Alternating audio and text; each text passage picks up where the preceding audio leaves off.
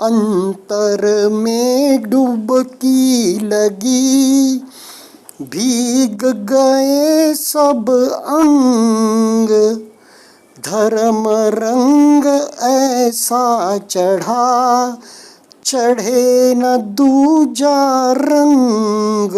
साधक मित्रों, यह दोहा गुरुदेव शिविर के मंगल मैत्री दिवस की दोपहर की सामूहिक साधना शुरू करते वक्त कहते हैं। सचमुच तब साधना में डुबकी लगी थी का एहसास होता है, कृतकृत्य की भावना जगती है।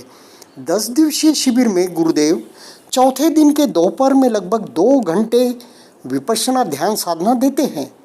सभी साधक भाव विभोर हो जाते हैं। यकीन ही नहीं आता हम स्वयं एवं इतनी बड़ी संख्या में साधक मूर्तिवत 2 घंटे बैठ गए। पिन ड्रॉप साइलेंस, सिर्फ गुरुदेव की गंभीर आवाज़ में निर्देश, बस। बाकी सत्तीपट्ठान या किसी अन्य दीर्घ शिविर में इतनी बारीकियों, सूक्ष्म निर्देशों की विपश्यना 2 घंटे जितने लंबे अवधि की नहीं होती। वैसे तो सारा 10 दिवसीय शिविर गुरुदेव सतत साधक को आगे से आगे के निर्देश देते रहते हैं, अवस्था विश्लेषण करते रहते हैं। गुरुदेव साधक को आत्मनिर्भर करना चाहते हैं।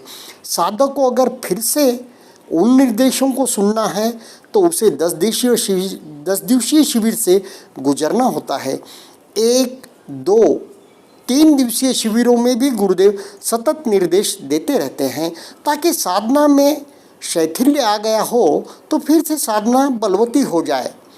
कोई भिक्षु या साधक को सम्यक देव जब भी भिक्षु या साधक से शील भंग होने की संभावना हो तो उसे सजग कर देते हैं, पर उसे बार बार नहीं रोकते।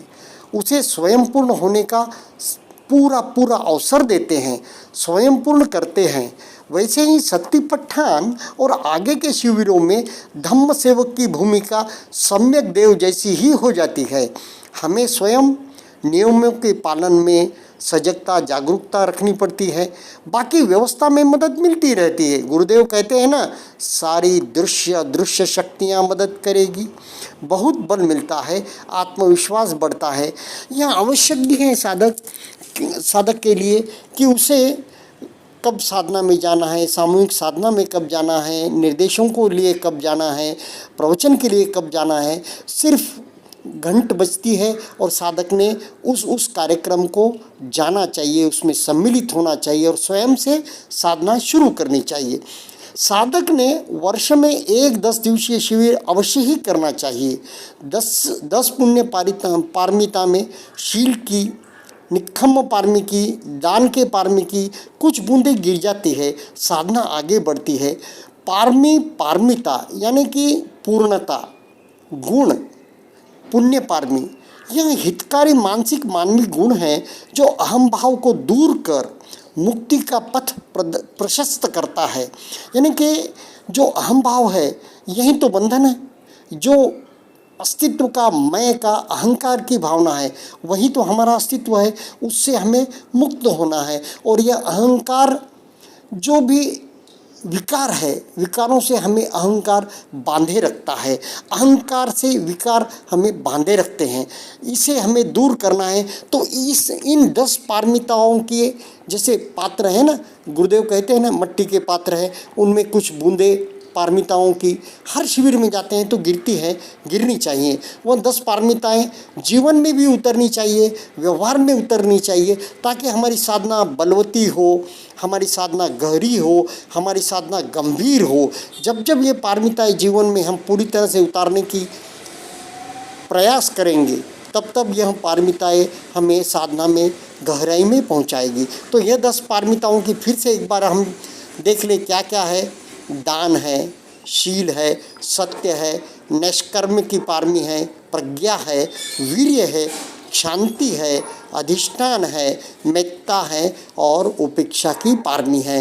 तो गुरुदेव कितना थोड़ा कहते हैं ना दान की पारमी, पर कितना गहरा हमारे मन में उतरता है और व्यक्ति दान के लिए प्रवृत्त हो जाता है।